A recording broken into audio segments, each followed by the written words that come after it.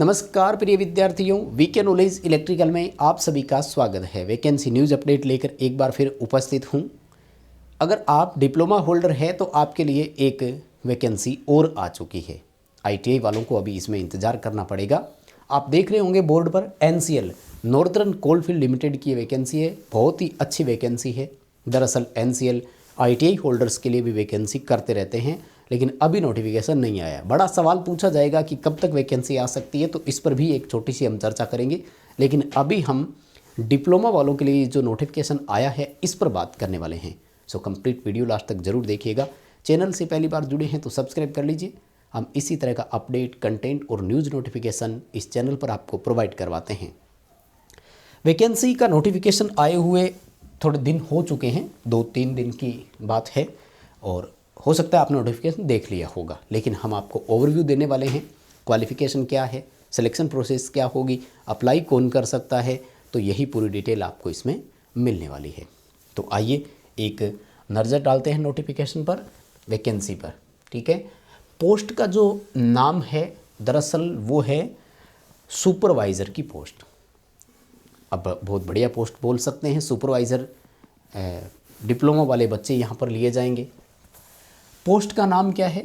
Assistant foreman के नाम से पोस्ट है। तीनों ही किस किस के लिए है? E&T भी है, मैकेनिकल वाले भी है और इलेक्ट्रिकल वाले भी है। ठीक है ना, तीनों के लिए वैकेंसी है। यानी डिप्लोमा मैकेनिकल, डिप्लोमा इलेक्ट्रिकल, आप सब के लिए अपॉर्चुनिटी है। इसमें क्या क्वालिफ़िकेशन है, आइए उस पर नज़र डालते हैं। बड़ा सिंपल सा क्राइटेरिया है। मैट्रिकुलेशन यानी 10th पास होनी चाहिए और उसके साथ आपके पास 3 साल का डिप्लोमा होना चाहिए। ठीक है, किस में किया हुआ हो? ENT पोस्ट के लिए इलेक्ट्रॉनिक्स में होना चाहिए। ध्यान रखना, इलेक्ट्रॉनिक्स एंड इलेक्ट्रिकल वो नहीं चलेगा जो कॉमन वाला होता है। ये प्योरली इलेक्ट्रॉनिक्स में मांगा है इन्होंने, आगे डिटेल दी है वो भी मैं आपको बताऊंगा। इसी तरह से मैकेनिकल में अगर आपके पास डिप्लोमा है तो भी आप एलिजिबल हैं। ठीक है ना, मैकेनिकल इंजीनियरिंग में।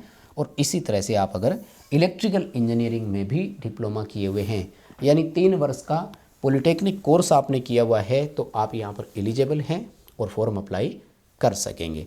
ऑनलाइन एप्लीकेशन इसके स्टार्ट हो चुके हैं।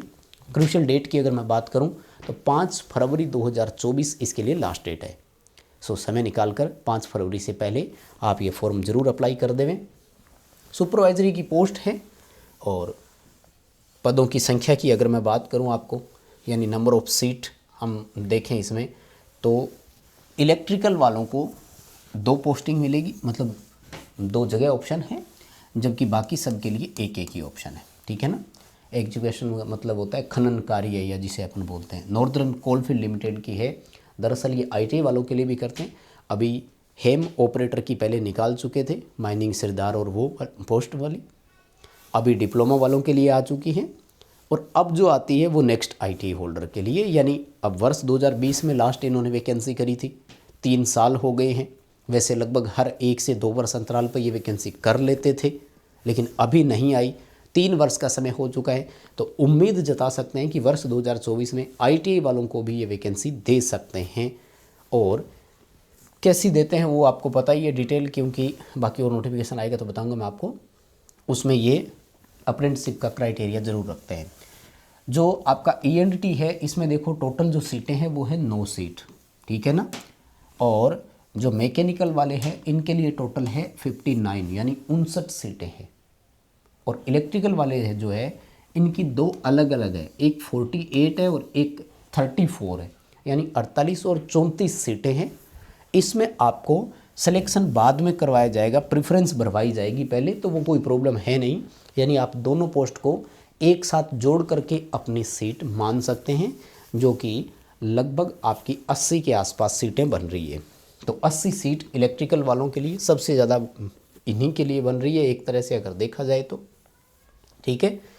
और कौन कौन सी क्वालिफ़िकेशन इन्होंने लिखा है कि हायर क्वालिफ़िकेशन भी चलेगी, ये पूरी डिटेल आपको यहाँ पर दी हुई है। मतलब पहले तो इन्होंने ये कहा है कि होनी कौन सी चाहिए, दूसरा कह रहे हैं कि अगर ये हो तो भी चलेगी, लेकिन तीसरा कह रहे हैं कि ये नहीं होनी चाहिए। तो वही है, जैसे इलेक्ट्रॉनिक्स और इलेक्ट्रिकल की कंबाइंड जैसे अगर होता है तो उसको इलेक्ट्रॉनिक्स में शामिल ये नहीं करेंगे। ठीक है, तो ये अभी ज़रूरत नहीं नोटिफिकेशन की। प्योरली इलेक्ट्रिकल अगर आपका है तो आप इसमें कर सकेंगे, कोई दिक्कत नहीं है। ठीक है, पे स्केल तीनों का सेम है, कोई इश्यू है नहीं। 47,330 रुपये 25 पैसे पर मंथ आपको जो है पे स्केल मिलेगा। इनिशियल पे यही रहता है इसका, ग्रेड सी में आपको रखा जाएगा।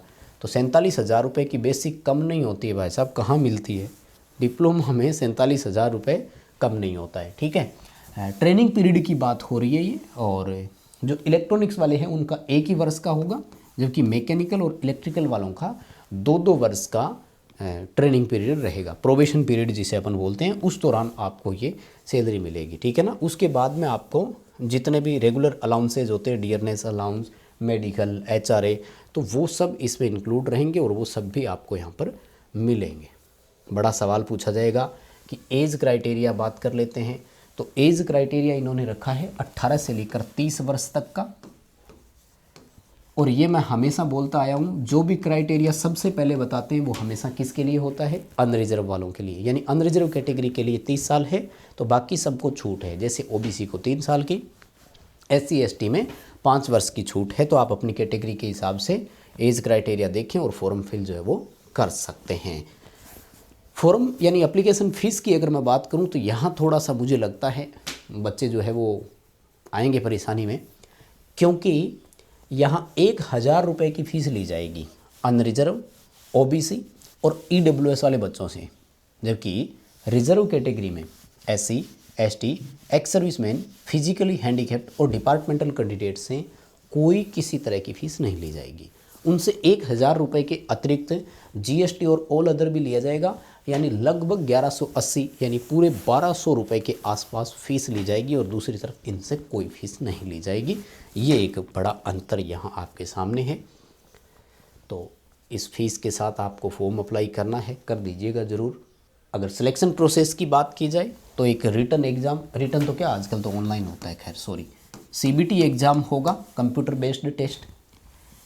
100 क्वेश्चन आएंगे, 90 मिनट का आपको समय मिलेगा, यानी 1.5 घंटे का समय मिलेगा 100 क्वेश्चन करने हैं। और अच्छी बात यह है कि कोई किसी तरह की नेगेटिव मार्किंग नहीं होगी। तो पूरा पेपर अटेंड करना है, कुछ भी छोड़ेंगे नहीं आप।